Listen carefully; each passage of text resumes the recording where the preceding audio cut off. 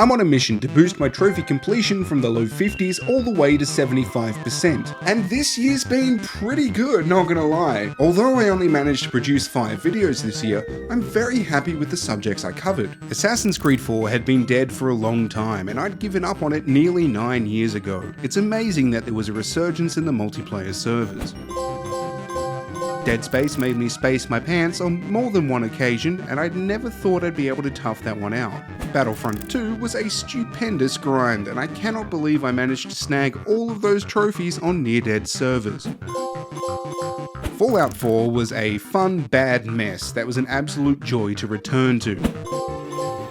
And Astrobot Rescue Mission was amazing, and I loved every minute. It's a game that I definitely would have platinumed ages ago if it didn't rely on me having the patience to set up the VR every time. Now the year is almost over, but I'm not done. There's a few more games on my ever-growing list I'd like to clean up. Now some of these games just have a bunch of DLC I haven't looked at, and some games are platinums that I lost my patience with and gave up on the platinum midway through. Before I make an official start, I just wanted to say thank you. If you're watching this video right now, thank you. If you've watched any of my videos this year, thank you. If you subscribed to my channel this year, thank you. If you do like my stuff, please let both myself and the YouTube algorithm know by hitting the like button below. Now without further ado, let's get this end of year cleanup underway with Prince of Persia: The Sands of Time. I started this in 2013 and had 10 of the 16 total trophies. These were all obtained for completing the game, as well as 2 for killing 150 and then 300 enemies. The trophies I had left are for playing the game for over 10 hours, finishing the game rewinding time less than 20 times, collecting all of the sand clouds and health upgrades, and rewinding time a total of 200 times. The game isn't that long, and this being my second playthrough, the Sands of Time trophy for playing the game for over 10 hours popped up midway through. The toughest part of this was getting the hang of the controls after 11 years away. I had my fair share of stupid deaths. Thanks, I'm already dead. L1 is ingrained in my mind as being the block button, and in this game it got me into a bit of hot water. You see, in the Sands of Time, L1 is the button you use to rewind time, and when instinctively using that button to try and block in combat, I wasted more of my 20 rewinds than I care to admit. I had a great text guide leading me to both all of the sand clouds and all of the fountains for health upgrades, so this was an alright time. Oof.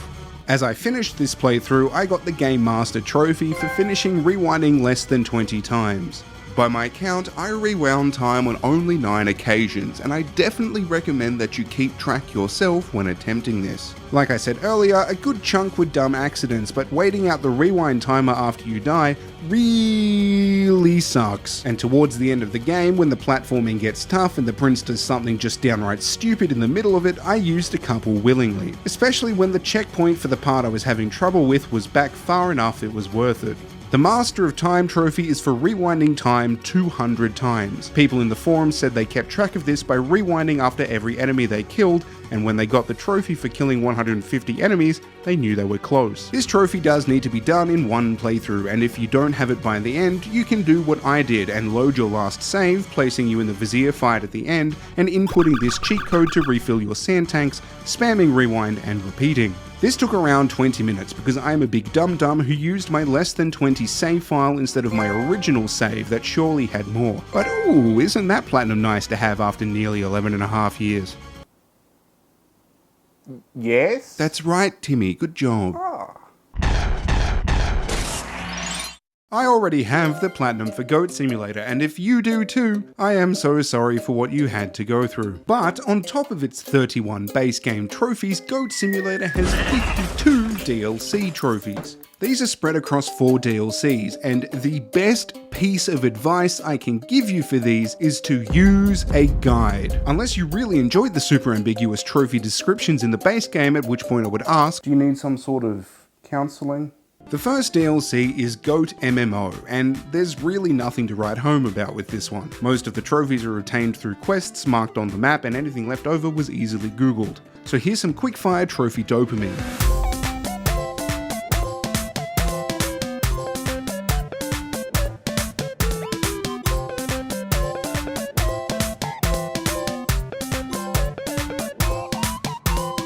The second DLC to be released was GoatZ, because woo, zombies! I love it. This DLC has 2 zones to choose from, before the outbreak and after the outbreak. And a tutorial, I guess, but what am I, some sort of noob? All of the trophies need to be done in the after the outbreak mode, and when you load up, it's recommended that you use both the Angel Goat and double jump perks from the base game to make everything a touch easier. There are also modifiers to turn off your hunger and your health bar because... What am I, some sort of noob? Oh. I guess so. I recommend doing this in 2 to 3 chunks. A miscellaneous chunk, a crafting chunk, and a mini fun chunk. Let me explain. The mini fun is a random weapon drop. I couldn't work out exactly when the drops happen, whether or not it goes by day or challenge or is on some sort of timer, but when you find a mini fun, you need to kill 7 zombies with its limited ammo. As you play for longer, the world gets more and more chaotic, and the first time I actually found a mini fun and attempted this, it was immediately stolen by this hacker nerd from Despicable Me. They spawn in around day 5, and if you run into them, they take your stuff. So I'd reset frequently and check all of the drops until I found a mini fun. Then go to this mall here and lightly tap the trigger to use as little ammo as possible until I got the trophy. Too much fun. And as soon as I did get the trophy, a hacker guy stole it. As you play, there are timed quests that pop up. There's a trophy for doing 25 of these in a single game, and they do get tedious. If you're not playing with noob settings, you'll need to do them to get health and hunger rewards to stay alive. I did as many as I could as they popped up, and in the downtime also slid down the slide into the kiddie pool, completed the whiplash course without getting wet, and ate 50 food items in one game. To unlock the paraglider, go to this roof here and pick it up. Then go to the top of the tallest building and glide for 60 seconds. Note that the Angel Goat mutator glitched this and I just kept going up, so that was very fun. To unlock the prototype mutator, glide over to this building here, and once that's enabled, gather 5 zombies and slam down to kill all 5 with 1 bullet dive for the Goat from Above trophy. For Master Chef, drag a cultist into this big pot. This will also unlock the Voodoo mutator, allowing you to then go and hit 4 zombos at once for the Look at It Go trophy. Find 3 barrels and bring them back to Walter White to unlock Ice Breath, and then use it to freeze and shatter 30 zombies in one game. And at the end of all of this, I also unlock the trophy for surviving 10 days.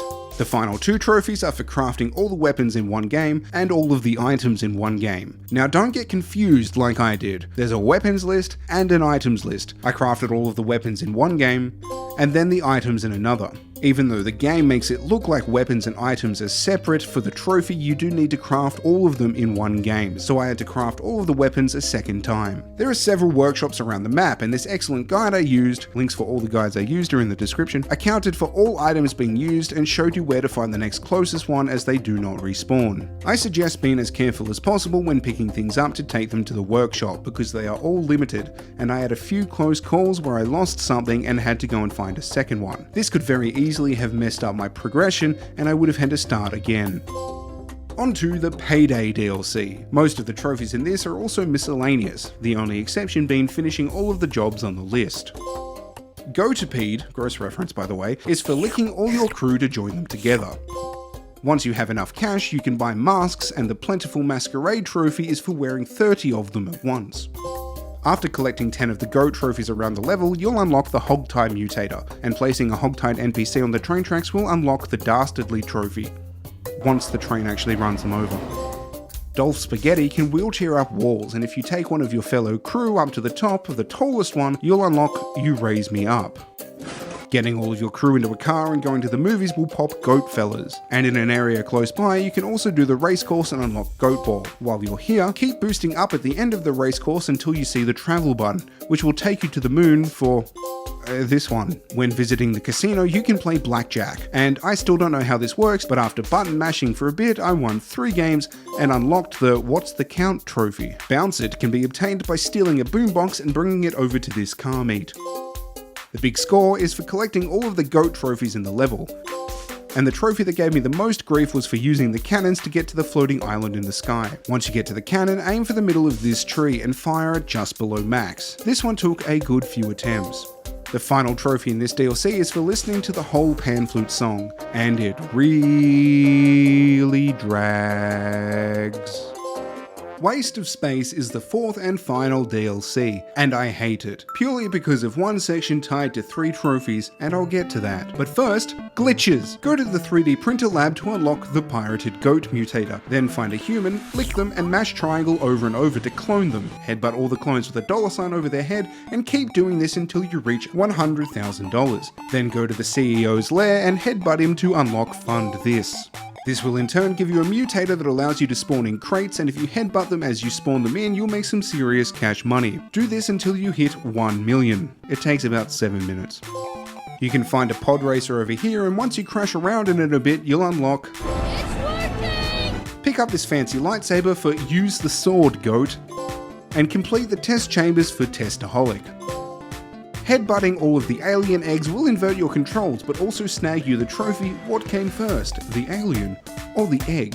If you talk to this prison guard and then take someone from the prison next door and throw them back into this smaller jail cell, you'll unlock the Punk Goat Mutator. Then when you pick up a spray can, you can mash triangle to tag a wall and pop the world as your canvas trophy. You can visit the bait house by following the tortoise around the map. The pop culture references in this DLC are fantastic, not gonna lie. And when it crashes, go inside and receive splishy splashy wibbly wobbly timey wimey. The biggest glitch in this game is for the 2 collectible trophies. There are 5 ponies and 30 goat trophies, but if you do this right and collect only this 1 goat trophy when exiting the test chambers after collecting the 5 ponies, you should also pop the trophy Nerd for finding all of the goat trophies. And now, for the worst 3 trophies I've had to get in a long time.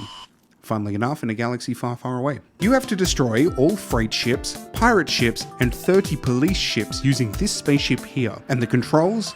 Oh dear God. One of your feet moves left to right to control your speed, brakes, and boost, and the other controls where you're going, and it is insanely sensitive. Trying to line up to shoot moving ships is the most infuriating thing I've ever done. The freighters weren't bad because they move fairly slowly and are a larger target. And the police ships spawn constantly, so you can eventually get this one. The worst one was the pirate ships because they're a set amount. In large groups you can kill a fair few, but when it trickles down to that last, fast moving one, and with your ship being so incredibly touchy that if you even let go of the analog stick, the bounce back will change your direction, and a lock-on that only works when it feels like it, made this utterly insufferable. I got this by aiming in a general direction and spamming the guns, and believe me, it was pure luck. It took me over an hour to get these 3 trophies alone, and I wouldn't wish it on my worst enemy. Thank you so much to JLC Gaming Guides for the terrific videos on the Goat Simulator DLC. They are some of the most well put together guides I've ever come across, and you definitely saved my sanity. That was definitely an experience. I feel like I need to talk about something good now, something that I like, something that I can use to calm myself down. I love Sly Cooper. I've replayed that first game so many times on PS2, PS3, and even the Vita. It's simple and it's fun. I even, get this, made Sly Cooper's cane. It's actually been a while since I've picked this up. I really like it. Sly 1 will always be the best, and you cannot change my mind. You know who you are. Now, unlike the HD versions on PS3 and Vita, Sly 1 re-release on PS4 and 5 has a brand new trophy list, and some of the trophies are actually challenging and really interesting to go for. So I platinumed Sly 3 instead. I only have 3 of the 36 trophies left to unlock, the easiest one being for purchasing Sly Jump Attack 3 from the shop. I just never had enough coins for that. And then 75 and 100% completion. To reach 100% completion, you need to do the challenges for every level. These are separate and accessible after you finish the game and go back into the menu for each episode. I started this game all the way back in 2010? 14 years ago? Oh god. I've been slowly, wow, good widescreen port guys, well done. And I've been slowly attempting the challenges ever since. These are for replaying each story mission with some kind of restriction, like reduced health, defeating X number of enemies, or a timer. I do not like them. The last time I attempted them was 4 years ago, and I felt like winning was mostly a fluke, and I gave up. Going back into it, they weren't nearly as bad as I'd had it in my head, but I still felt like most of them were luck. There were a few where I needed to look up a guide, as the challenge was to do X amount of thing without dying, but then when I did that, the challenge wouldn't end. And it turns out you do actually need to die after hitting the goal to end the challenge. It's a bit weird. I hit 75% fairly quickly and pushed through to the final challenge, which was the one I was dreading the most. Defeat the final boss before time runs out. I have so many bad memories of this boss fight in the story, to the point where I had to Google it to see if I was actually doing it right, because instead of Sly grabbing his jetpack, he would just keep sliding on the lasers. And it doesn't help that when you fail the challenge, you get this unskippable dialogue every time. You're as weak as your father. Kill me. After a good half hour of attempts, I finally got that final hit with plenty of time to spare, popping both the 100% trophy and the platinum. That was my 160th platinum, and after nearly 14 years, oh, it feels so good. Alright, I think it's time that I have a break and discuss the journey so far. When I started this series, I was at 51.66% overall trophy completion on my account. I had trophy lists for 435 games, with 97 completed to 100% and 9,538 unearned trophies. I only played 6 new games this year: Cooking Simulator, Spiderman 2, Texas Chainsaw Massacre, Sea of Thieves, Astrobot, and Assassin's Creed Mirage. I shot myself in the foot with a few of those, like Cooking Simulator's DLC trophies all being glitched, and then new ones releasing that I have no desire to attempt. And of course Sea of Thieves having 271 total trophies. I earned 888 trophies this year, and my unearned trophy total is now sitting at 9,305. So of the 888, only 233 came off of the unearned trophy count. Now I know that might seem just a little bit discouraging, but my account completion keeps going up, and I am incredibly stoked. Especially with some of the games that I've completed in order to drop that unearned count. I am, again, I'm so happy. Now getting back into it, Just Cause 3 was a game I had stupendously high hopes for. Just Cause 2 was on another level, and I greatly enjoyed the Mad Max game that Avalanche had released in the middle. I was, however, completely let down by every aspect of Just Cause 3. I didn't hate it, blowing everything up was still fun, and I had a great time with some of the challenges. But the world was so large and tedious to traverse that I relied on the Jetpack DLC to make blowing everything up for 100% entertaining and streamlined. There were 2 other DLC packs released: Mechland Assault and the Bavarium Sea Heist. I managed to snag both of them while they were on sale, and, well, I had a really good time. Each DLC has 6 trophies and they're roughly 2 hours long. I do need to mention how horrid the motion blur is on this game, and I apologize if it makes you vom a little bit, but please don't skip this part, just play the video in the background or something until it's over. That watch time is really crucial for me right now. I started with the Sea Heist, and the first trophy I earned was I should buy a boat, which I got after I stole it. Then for destroying 5 enemy helicopters using its missiles, and for finishing the main story mission. In the final mission, you get this crazy lightning gun called the Eden Spark, and I love it so much. There's 2 trophies tied to using it, one for taking down an enemy helicopter, and the other for killing 10 enemies with 1 strike. It does have some upgrades to make that last trophy a bit easier, and they can all be unlocked by completing this one challenge. The trophy I struggled with the most was the Flying Medicean, for defeating 10 enemy vehicles while airborne in the boat. The boat does have a jump button, and this does make it easier, but the enemy vehicles need to explode while you're in the air. I recommend softening them up a bit first with your machine guns, then jumping and using the missiles. I was aiming to get this throughout the whole DLC, and eventually I finished it and ran out of enemy boats to kill, and having already liberated everything, I had to cause some chaos in open water down in this area here to make enemies spawn, and eventually I got it. The mech DLC is just as easy. Purely by finishing the story, you'll earn 1 mech of a ride, by hijacking your first mech, freebirds for liberating 3 detention camps, these are actually mandatory to progress the story, and finally in the Heart of Darkness for finishing the story arc itself. The next trophy earned was for destroying 30 enemy vehicles with the mech's Force Pulse, and I initially messed this up because Force Pulse is this ability, and I was only ever picking vehicles up and throwing them using a similar ability. It's definitely not the same, I wasted a lot of time. And finally, earning at least 1 gear in all challenges and earning 5 gears in all challenges. Now let me tell you, there is a whopping 2 challenges. These were super easy. I got one of them first try and the other in 2. Even if you struggle, each gear you earn can be used to upgrade the mech, making each retry easier. The best tip I can give for this challenge is that you can destroy the paratrooper ship and get a sick multi-kill, as well as saving a bunch of time on the wave, in turn earning you more points. That's both DLCs complete and Just Cause 3 fully to 100%. And if you're going to try this game out, I would recommend purchasing the DLC and playing them in this order: Sky Fortress, Sea Heist, and Mech Assault. Play them as early as you can, because I guarantee it'll make your time in the base game much more enjoyable. Untitled Goose Game is a relaxing masterpiece developed by a small indie studio right in my home country of Australia! Yeah, chuck us another tinny, bro. Oh, lowest prices are just the beginning. Hey, have you seen our version of The Office? Don't. Now, for the most part, this game is indeed a relaxing masterpiece, but what turned me off the platinum initially are these speedrunning trophies for each level. You can attempt these after finishing the game once, and each trophy says before the church bells ring, and that is 6 minutes. 6 minutes to finish each area, and looking at the times on my trophy list, it took me over half an hour to do the last level initially. I found an excellent series of guides, and I was able to polish this off in just a few hours. Although helpful, RNG can make things difficult, and we all know how I feel about RNG. When going for these, I would definitely recommend familiarizing yourself with the level so that you can adapt to any RNG in the process. I was able to do the first 2 levels easily by following the guides. It was the back gardens and the pub that gave me the most grief. Sometimes I couldn't get both of the man's shoes, or he would go and focus on cleaning the mess I'd left in the pond instead of interacting with the other neighbor when I needed him to.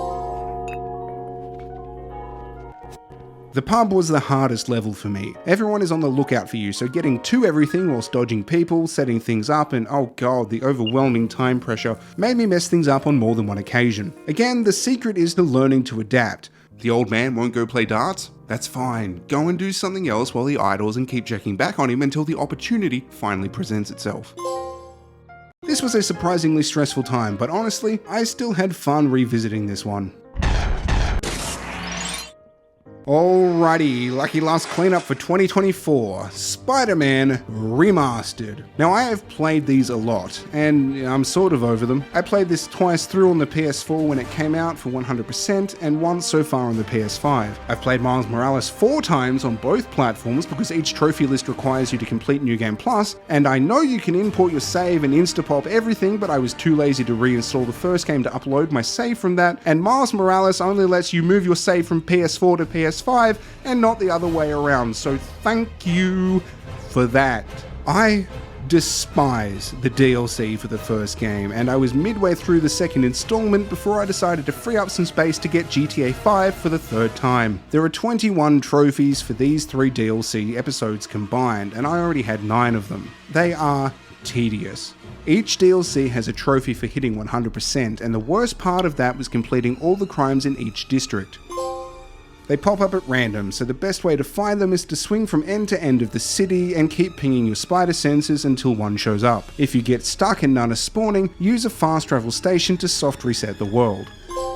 Apart from that, there's really nothing that stands out. There's trophies for finishing the story missions, trophies for finishing the side missions, and trophies for completing all of the screwball challenges with a spectacular or better rating. The screwball challenges were annoying the first time I did them on PS4, and they are even more annoying now.